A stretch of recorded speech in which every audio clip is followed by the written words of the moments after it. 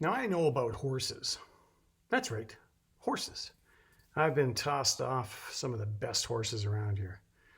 In fact, I've probably been tossed off almost all of the horses that I've ever been on, except for a few.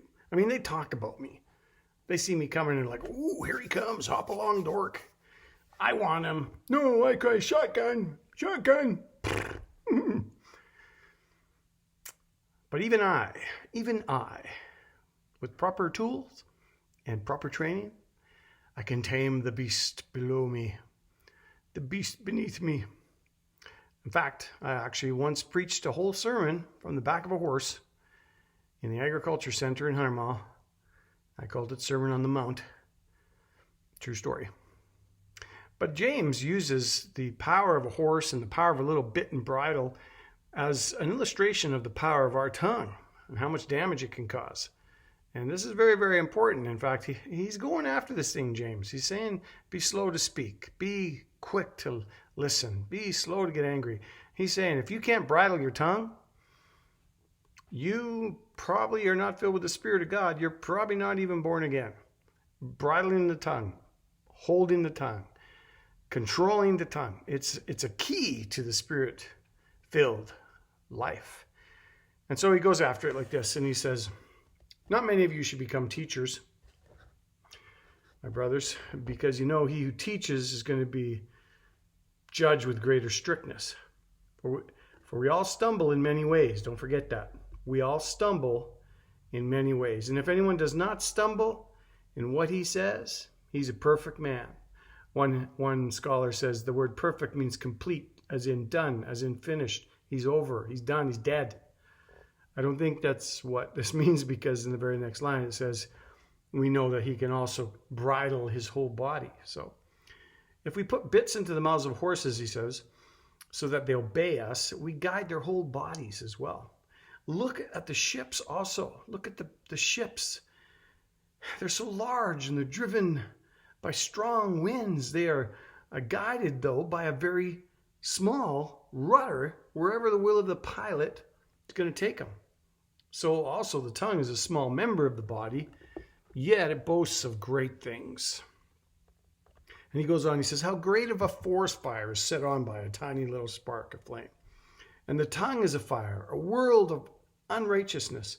The tongue set among our members stains the whole body, setting on fire the entire course of life, set on fire by hell. For every kind of beast, bird, reptile, sea creature can be tamed by mankind and has been tamed by mankind.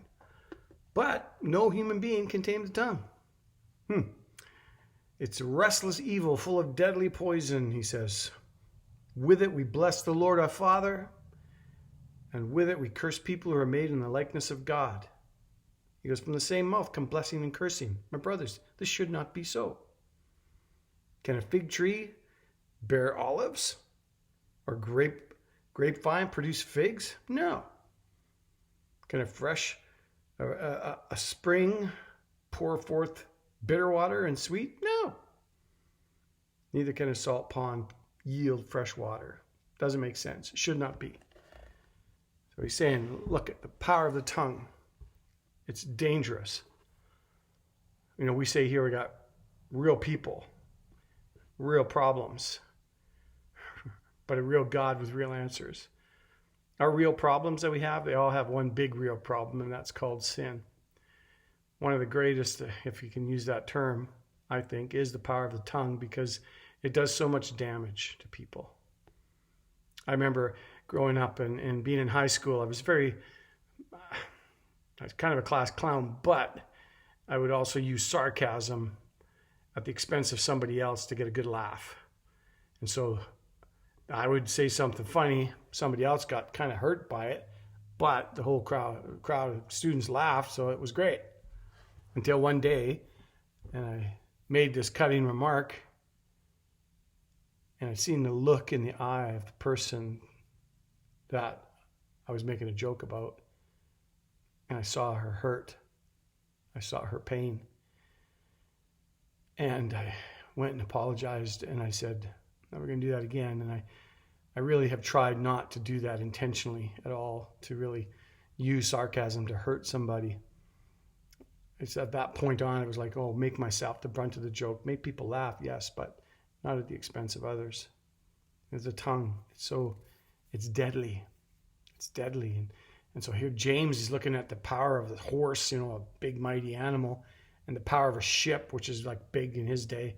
Can you imagine if he lived in our day and he's seen a cruise ship or a jumbo jet? Well, the point would be the same. It's controlled by a small rudder in comparison, or controlled by a small wheel. Saying we have the power to control our tongue, this little muscle inside there.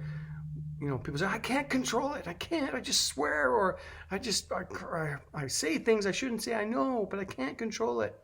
Let me say this. No, you can't. James is saying, no man can tame the tongue. But with the Holy Spirit inside you, God can help you. God can tame it. Ask him to. Ask him to set a guard over your mouth that you would not sin against him. Show you your words before you speak them, before they escape past your teeth.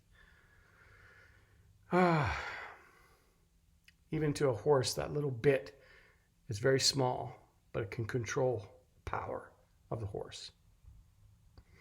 So the tongue, according to James, is a key factor in being spirit-led. This is amazing.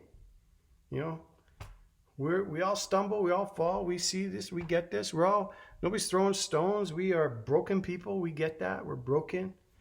We need Jesus. We're broken and we know it. We've got to be careful with our tongues, because we can break people even more so with damaging words. So we have to ask, well, how do we do this?